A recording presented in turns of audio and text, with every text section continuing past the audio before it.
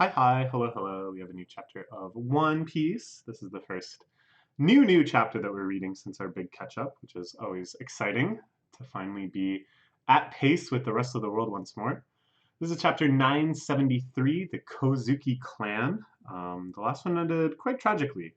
Kozuki Oden finally, at last, after withstanding the boiling waters, or boiling oil that is, for over an hour, has been shot dead, the city echoing his final words, "I am Odin, so I must boil," restating that motto one more time.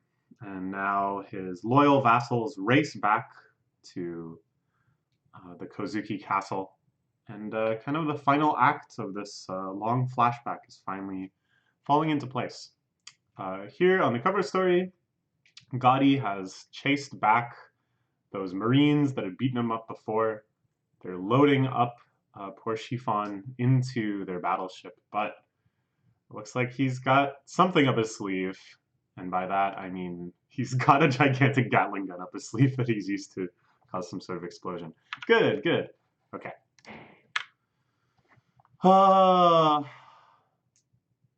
So here we see a little flashback within the flashback, back in the days when Odin was hanging out with Roger, descending from the Sky Island using the Octo Balloon, as the Straw Hats did. One of the surreally delightful moments in Skypiea. So full of them. Momonosuke looking out at the world. These are sights you won't find in Wano. What's your ideal woman? uh, this might this might be why Momonosuke turned out to be such a perv in his slightly older childhood, getting quite frisky with Nami when she was consoling him before. Anyways, you must think of a person like a fish cake when you slice Momonosuke. Is that Odin's technique this whole time? He's just been slicing up people as if they were fish cakes, which makes it, trivial. You just run through, chop, chop, chop, done, easy. I like that Shanks is watching this instruction with some horror, wondering just what will come of poor Momonosuke with such a haphazard instruction. Let's get to Zou. To make a long story short, I learned that Zou and the Kozuki clan share a powerful historical bond. Minks are mighty warriors, so remember this. The time comes, seek out Zou. So this, of course, is what leads to Raizo heading to Zou and staying safely inside the gigantic whale tree for oh so many years, even after Kaido ravaged the country. What kind comes? She's playing the biwa. Cool. It's a good song. You'll have to play it at my funeral. So there's this ominousness. Even at this peaceful time, Odin knew eventually tragedy would strike, that he would no longer be there for them all. All right, so the rest of the vassals running back to defend Momonosuke. Shinobu providing them with weapons. Awesome. Running through the forest, just like it's Naruto. I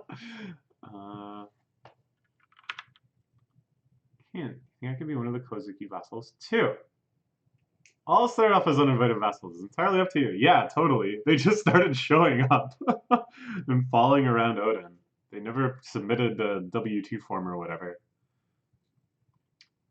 Oh, and this is maybe the origin of the cat and dog feud, when they started not getting along to the extent that they had to divide the night and day, arguing over who is responsible for all of these disasters. No. The spy is neither of them. Neither of them could have done much to prevent this. But some gigantic monster grabbing the dog and cat. What is that thing? What is that thing indeed? I actually have no idea.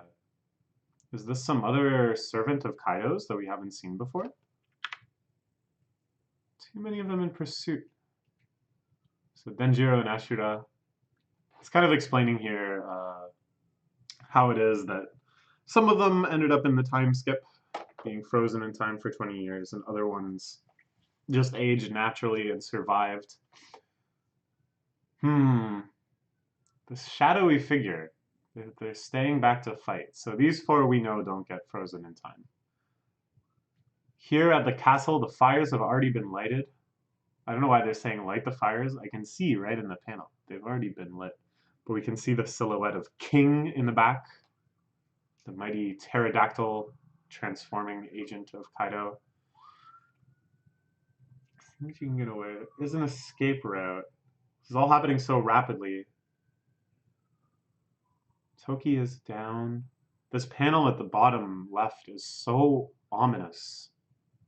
Momonosuke grasped, held over the outskirts of the castle by presumably Kaido, right?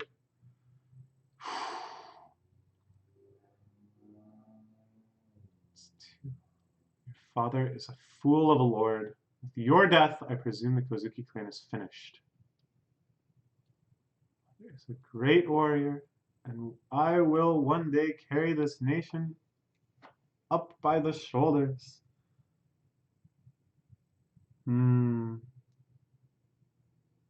So yeah, it makes a lot of sense that Momonosuke hates dragons, that he was so distraught when he himself gained the ability to turn into a dragon. But it's not clear why Momonosuke lives. Why doesn't Kaido just kill him right then and there? I guess he's always had this kind of flair for the dramatic. He just can't help himself. But how is Momonosuke gonna get saved? Dream someone else put in your mouth. Didn't realize you were so young. Whoa!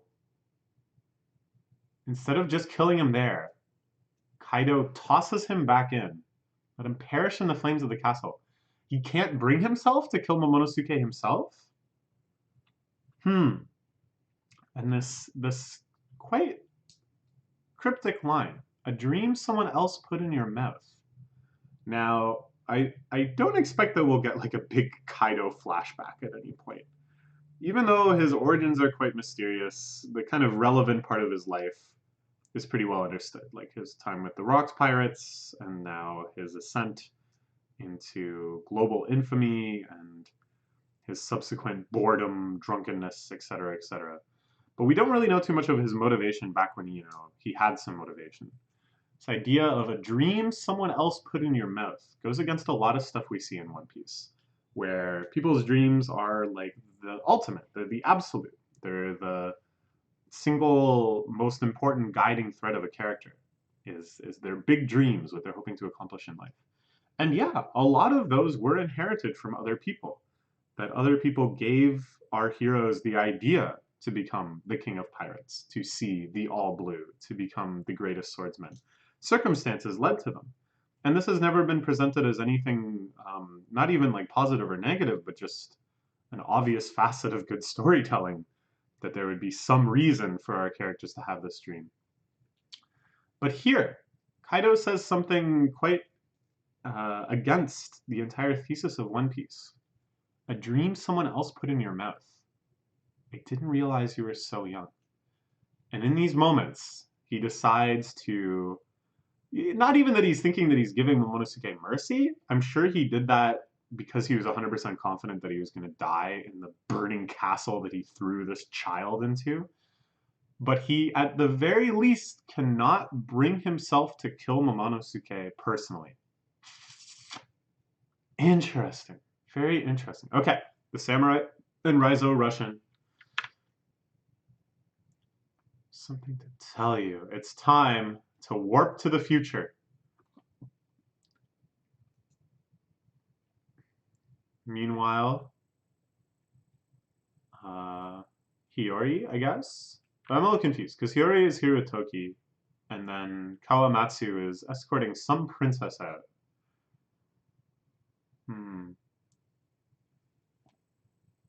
Popped out. Shoot him. Okay, so yeah, the ones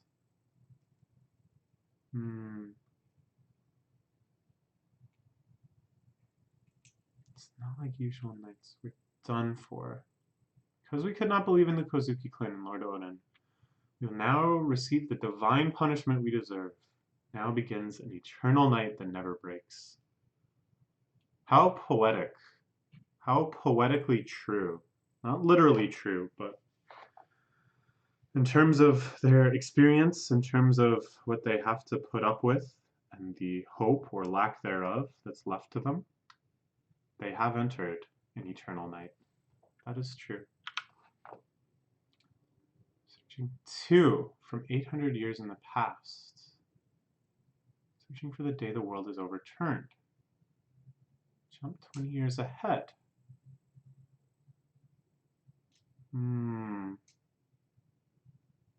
Jump to the future. Someone would pull through for me.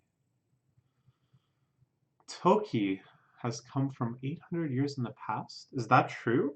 Is that why she was so gung-ho about getting to Wano when they first met? Because she knows something about the Void Century. I mean, they all know about the Void Century now. They've all been to Laugh-Tale. So Oden and her are just like, well, yeah, you're pretty close. From 800 years, you got pretty dang close. But it's another 20 until the day you're waiting for, until the reoccurrence of Joy Boy or whatever the heck is going on. You are unaware. You are the moon unaware of the dawn. May your purpose be fulfilled. Cast 9 shadows on the night woven of 20 years, and you shall know the brilliance of dawn.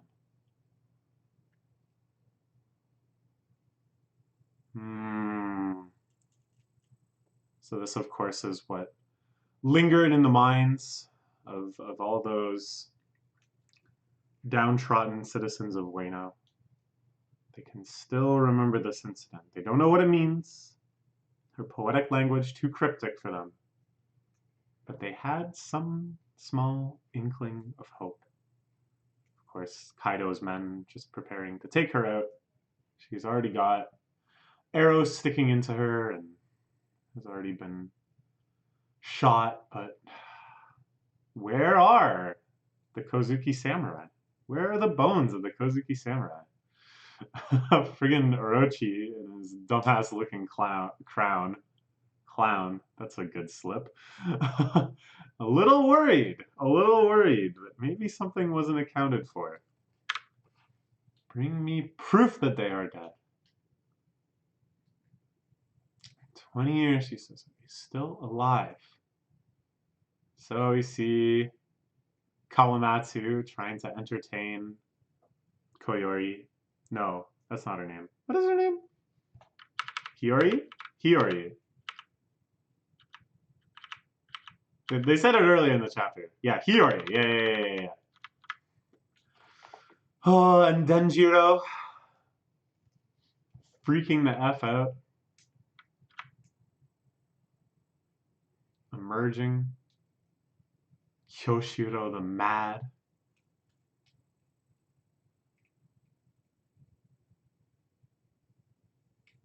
Yes, I got this character mixed up with a few other characters, I think, at some points. But yes. Sure. And this is how he becomes the loyal vassal of Ochiro. Brilliance with charisma. It's the birth of a new mob leader.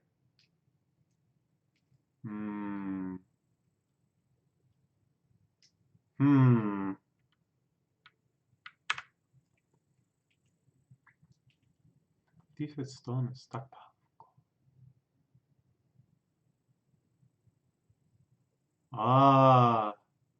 So this is how Koyori starts working at the geisha house where Komurosaki ends up working, and we saw that whole incident play out. Sure. So many threads were embedded so deep within everything happening in Wano. It's actually crazy. I think I have to reread this arc from the start because there's so many things that You know, like I remember the substantial part of what happened, but the subtleties of who these characters turned out to be, the relationships they secretly had between each other, um, were mysteries until so recently that I'm sure I'm not getting the full effects and trying to like reconsider things now. This all feels quite like kind of a traditional story in some sense. Like just kind of thinking of that type of samurai movie, that type of period piece, where every character at first you just kind of see them in adventures, and then you learn more and more the hidden ties that they all had with one another beforehand. You, Kawamatsu took care of you. So possessed by the demon of anger that it disfigured my face. Hmm. Oh, right. What? She is Komurosaki.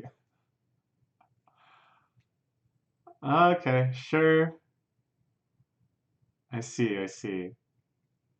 Okay, alright. Sure, sure. I got a little confused, but sure. I got, but sure, sure. Okay. Alright. There's a lot going on. As I said, I'd like to reread this arc from the start, just because a lot of these details are elusive to me now. But we're now like 90% of the way back to the present. Um, Hiyori an adult, and kind of all the characters in their final places before we rejoin. Oh, and the fact that the thief, the folk hero thief that steals the food from the rich and distributes it to the starving places, that was done Denjiro.